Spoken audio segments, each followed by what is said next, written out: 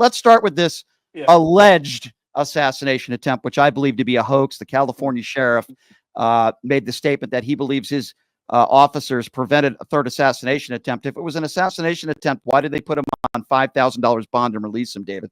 Yeah, no, I agree with you on that. I'm not buying the look. I know a lot of people were quick to call it an assassination attempt.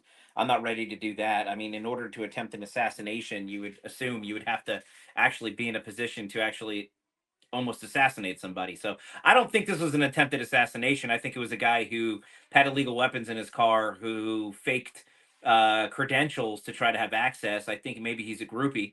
Um, he's been at all these conservative events. You've had him on your show. I've been feet away from him in DC recently. The other day, I was feet away from him. He was interviewing people. So, and he's been with, I think Don Jr. He's been with RFK Jr. I think some of Vivek.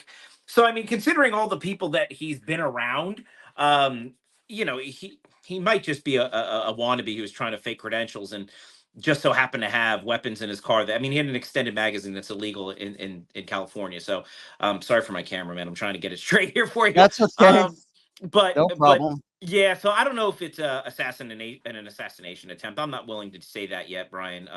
I think it's just some idiot who had a gun and went to a Trump rally with it in his car and tried to sneak in and get credentials to be cool. And maybe that's what happened. Now, of course, there's political ramifications to calling it an attempted assassination. So I understand why social media is going a little bit crazy. And of course, if the sheriff wants attention, sheriffs are elected officials, and I'm sure they'd want political attention as well. But I'm not don't you have a problem with that, though, David, when you have a California sheriff obviously not knowing what the hell he is talking about, making a statement like that? I think at a minimum, it's extremely irresponsible. And then you have all these people on social media not knowing what they're talking about, claiming that, oh, my God, this was an assassination attempt. When I first heard that this guy, and I knew who he was right away because, he did my show a few years ago, and he's also said some anti-Semitic things about me on direct IMs, which I posted on Twitter last night.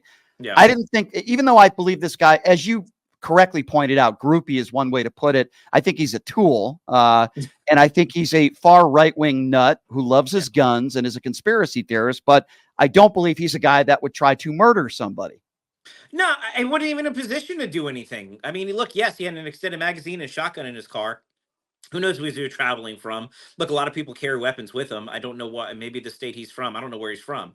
Maybe they allow extended magazines. I don't know. I don't know. I don't know much about this. I was recovering from a hurricane. I didn't have internet or power. And then when I logged on yesterday, everyone's like, did you hear what happened at Coachella? I'm like, what happened at Coachella? They're like, that guy. I'm like, oh, okay, cool. But no, I do. I don't think anybody should be calling something an assassination attempt unless it was actually an assassination attempt. And I tell you why.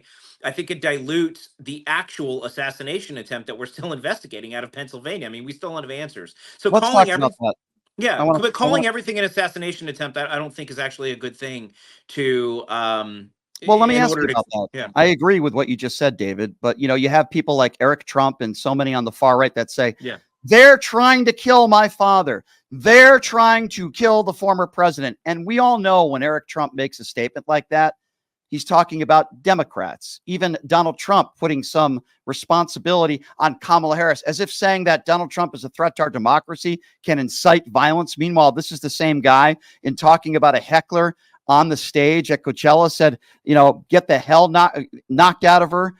Calling someone a threat to democracy is not inciting violence. And this is something I wanted to ask you, because when they say they're trying to kill the former president, what do they mean by there? A 20-year-old white Republican coming from a staunch Republican, Donald Trump supporting family, a middle-aged man at the golf course who once voted for Donald Trump and was a huge Vivek Ramaswamy supporter.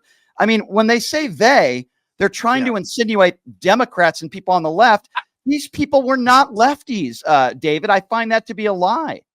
Yeah, I don't think when he says they're referring to Democrats. I think when they say they means whoever is trying to look. Somebody is clearly trying to kill Donald Trump. I mean, look, they took a shot at him in Pennsylvania. Not Democrats, and it's not Kamala Harris. They never said Democrats are trying to do it.